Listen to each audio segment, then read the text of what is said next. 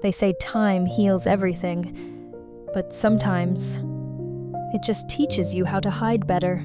I didn't want to fall in love again. Not after him. Not after the silence. Not after the nights I spent rocking my son to sleep with tears soaking the neckline of my shirt. But then he showed up, not like a storm, more like a whisper, and I was terrified. It started at a birthday party, not mine. My son's. His 6th. I had invited 3 of his classmates, 2 of my neighbors, and a handful of people I didn't really know, but smiled at in the pickup line at school. Liam, the one who stayed, the one who helped us rebuild, was out of town visiting his mother. This wasn't his story. Not this chapter. This chapter was mine. I was refilling juice boxes when I saw him. Tall, quiet, sleeves rolled up to his elbows, holding a wrapped Lego set with the nervous energy of someone who hadn't been around kids in a while. "Hi," he said. "Hi," I replied. My niece's birthday was canceled last minute. She begged to tag along with her best friend. "I hope it's okay." He pointed toward the backyard, where a tiny girl in pink sparkles was shrieking in delight. "It's fine," I said. He smiled. I looked away.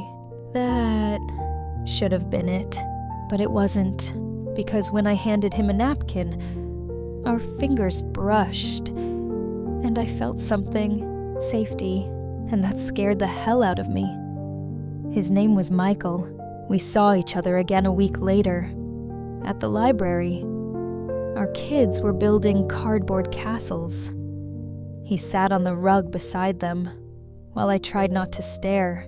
When I finally walked over, he looked up and smiled like he'd been waiting. "I didn't expect to see you again," I said. "Neither did I. But I'm glad I did." We talked. Nothing deep, just books, weather, kids, life. He didn't ask if I was married. He didn't ask why there was no ring. He didn't ask what happened. He just listened. And when I paused too long or looked away, he didn't fill the space with noise. He let me breathe. That was the first time I realized what gentleness could feel like. And I almost cried because I hadn't felt it in so long. 2 weeks later, we went to the farmer's market. The kids ate apples dipped in honey and played tag between the tomato stalls. On the drive home, he offered to follow me back to help carry the bags. I said yes. Then halfway there, I saw him in the rearview mirror, following, and suddenly, I was back in a different car, a different man, a different night. He'd followed me too, but not to help, not in love, in control. My hands gripped the wheel. My chest tightened. I missed a turn, pulled into a parking lot, told him I needed a minute. He parked, got out, walked to my window. "Do you want me to go?" I nodded. He didn't ask why. He didn't get angry. He just said, "Okay," and he left. That night, I cried into my pillow, hating how broken I still was, but something in me whispered, he left. Because I asked him to, and that mattered. I didn't expect Michael to show up again, but the next Saturday, at the park, there he was, sitting cross-legged on a checkered blanket, letting his niece put stickers on his cheeks like he was made of canvas. Not skin. My son tugged at my hand. "Mom, can I play with the quiet man?" I blinked. "Who?" He pointed. "Him. The quiet one. He's nice." And my chest did that thing again. That slow, aching pull like a stitch being undone. I nodded. Okay. He ran ahead. I didn't move, because somehow my 6-year-old had named what I didn't know how to say. Michael was quiet, but not the scary kind. Not the kind that came with slammed doors and cold shoulders. His silence was warm, still, like a room with soft light and open windows. Later, when he waved goodbye, he said, "Tell your son thanks for the nickname. I kinda like it." And I smiled, a real one. It was raining the night I almost kissed him. The kids had fallen asleep watching a movie. The storm knocked the power out, and I couldn't find candles. He used the flashlight on his phone, made shadow puppets on the wall to calm my son. When I came back from the hallway, the room was quiet, just him and me. You okay? He asked. I nodded, but I wasn't. I was terrified of how safe I felt, of how close he sat, of how the air didn't feel heavy like it used to with the one before him. He looked at me like I was something to protect, not fix, and I leaned in, close enough to see the gold flecks in his eyes, close enough to forget what fear tasted like. But then I froze. I pulled back, and I cried. He didn't move, didn't reach, didn't flinch. He just said, "It's okay." And somehow, I believed him. I wrote him a letter, not because I planned to send it, but because the words were too loud in my head. "Dear Michael, if I pull away, it's not because you're doing anything wrong. It's because someone else did. If I seem distant, it's not because I don't care. It's because I cared too deeply once, and it broke me. If I can't let you in yet, please know it's not you I'm afraid of. It's me, because I promised myself I'd never hand my heart to someone who didn't know how to hold it. And now, I think you might, and that scares me more than anything." I folded the letter, put it in my drawer, walked away. But that night, I slept a little deeper, because at least now, the words had somewhere to rest. We were sitting on a bench outside a cafe. The kids were inside, finishing their ice cream. The sun was beginning to drop, painting the sidewalk gold. I turned to him and said it. "I don't know if I can do this." He didn't flinch, didn't ask do what. He just waited. I looked at my hands. "I need space. I need time. I don't want to hurt you, because I'm still hurting." He exhaled, long, slow. "I'm not here to rush you," he said. "I'm just here when you're ready.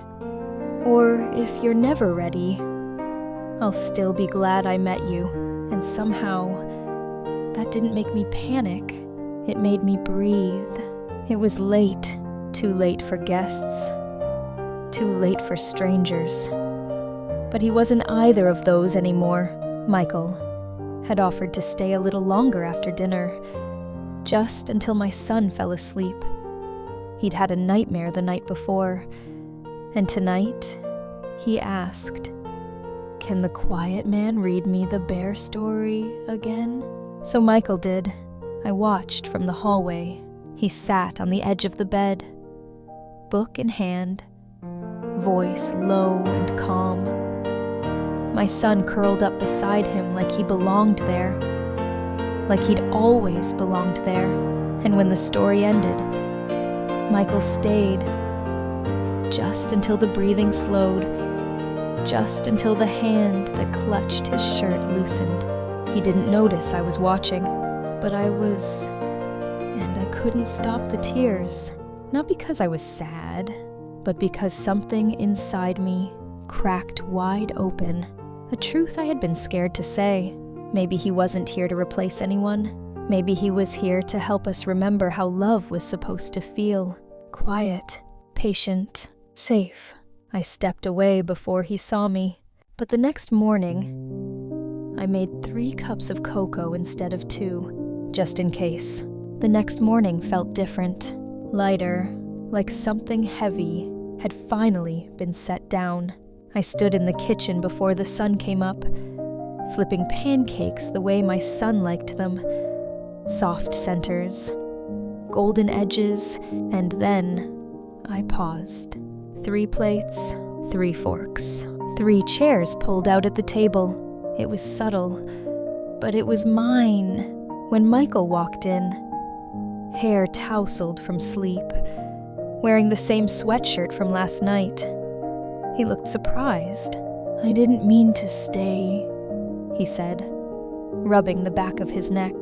"I know," I smiled, setting down a plate. "But I'm glad you did." He sat. We ate. We laughed. It wasn't a confession. It wasn't a promise. But it was a beginning. And that morning, as syrup dripped from tiny fingers and coffee warmed my hands, I let myself imagine. Maybe love could be quiet, and maybe that was enough. We were walking through the fall festival. The kids ran ahead, chasing bubbles. Faces painted like lions and butterflies. The air was crisp. Leaves crunched beneath our feet. The next morning felt different, lighter, like something heavy had finally been set down. I stood in the kitchen before the sun came up, flipping pancakes the way my son liked them. Soft centers, golden edges, and then I paused. 3 plates, 3 forks, 3 chairs pulled out at the table. It was subtle, but it was mine. When Michael walked in, hair tousled from sleep, wearing the same sweatshirt from last night. He looked surprised. "I didn't mean to stay," he said, rubbing the back of his neck. "I know." I smiled, setting down a plate. "But I'm glad you did." He sat. We ate. We laughed. It wasn't a confession. It wasn't a promise. But it was a beginning.